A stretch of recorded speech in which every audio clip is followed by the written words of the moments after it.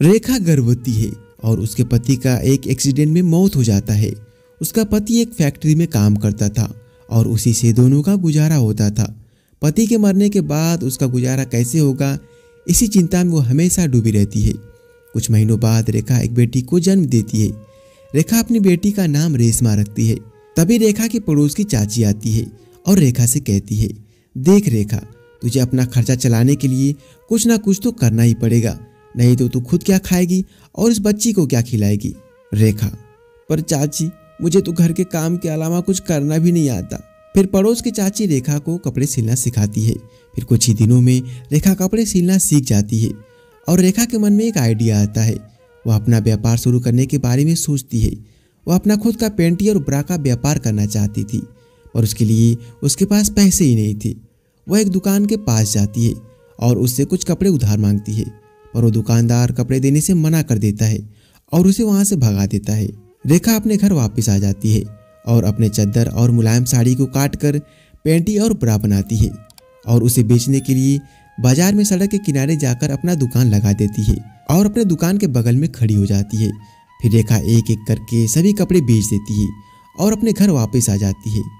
उसके बाद वह उन पैसों से और ढेर सारे कपड़े खरीदती है और ढेर सारा पेंटी और ब्रा बनाकर उसे बेचने के लिए मार्केट में चली जाती है।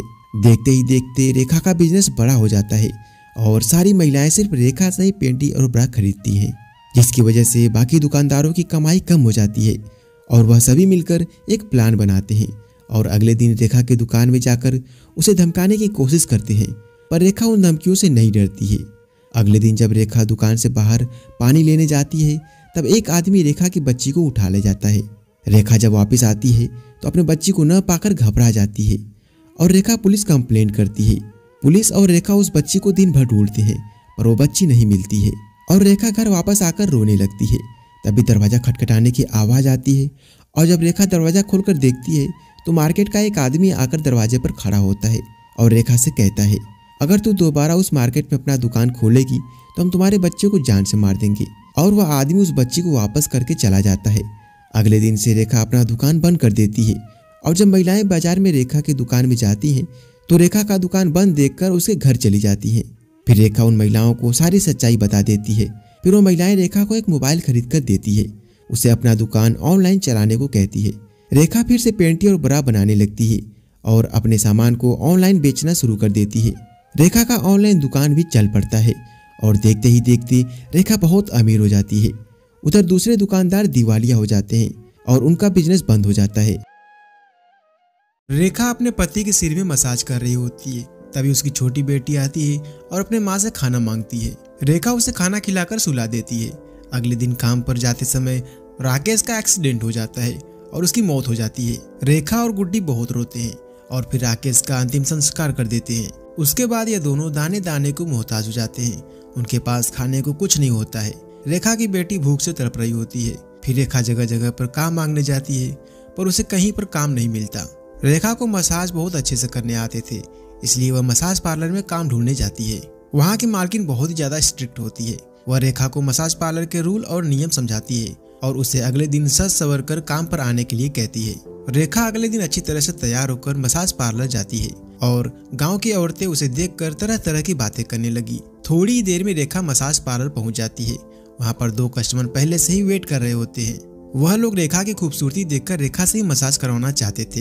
फिर रेखा एक आदमी को अंदर ले जाती है और उसका अच्छे से फुल बॉडी मसाज करती है, जिससे वह आदमी खुश होकर रेखा को कुछ एक्स्ट्रा पैसे देता है और मसाज पार्लर की मालकिन से उसकी खूब तारीफ करता है। पहले दिन रेखा ने 1000 रुपए कमाए और अपने घर चली गई। उसने अपनी बेटी को भरपेट खाना खिलाया और खुद भी खाया।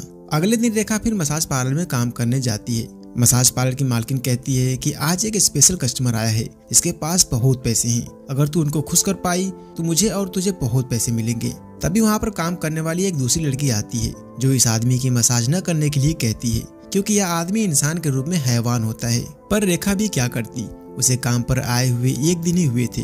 अगर वो मसाज करने से मना करती तो उसे काम से निकाल देते। रेखा मजबूर थी, इसलिए वह कमरे के अंदर चली जाती है जहाँ पर एक मोटा और बदसूरत आदमी लेटा हुआ होता है। रेखा चुपचाप उसका मसाज करने लगती है, पर वह शैतान रेखा की इज्जत लूटने की कोशिश करता है। तभी रेखा पास में रखा एक फूलदानी उठाकर उसके सिर पर मार देती है और वह आदमी बेहोश होकर नीचे गिर जाता है, जिसकी वजह से मसाज पार्लर की मालकिन उसे नौकरी से निकाल देती है और रेखा रोते हुए अपने घर चली जाती है और अपनी बेटी से सारी बात बताती है। तभी वहाँ पर वह आदमी और मसाज पार्लर की मालकिन पहुँच जाती है और रेखा के घर पर कब्जा करके उसे घर से बाहर निकाल देती है। फिर रेखा और गुड्डी सड़क पर भीख मांगने लगते हैं। एक रात बारिश होती है और दोनों भीग जाते हैं। गुड्डी को बहुत बुखार हो जाता है, पर रेखा के पास इतने पैसे कहाँ थे जो उसका इलाज करा पाती।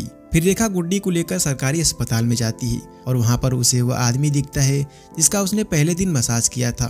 उस आदमी के पूछने पर रेखा उसे सब सच सच बता देती है। फिर वह आदमी उसे अपने घर ले जाता है और एक खाली पड़े दुकान में रेखा को अपना खुद का मसाज पार्लर खोलने के लिए कहता है और धीरे धीरे रेखा के मसाज पार्लर में लोग आने लगते हैं और रेखा थोड़े ही दिनों में बहुत अमीर हो जाती है।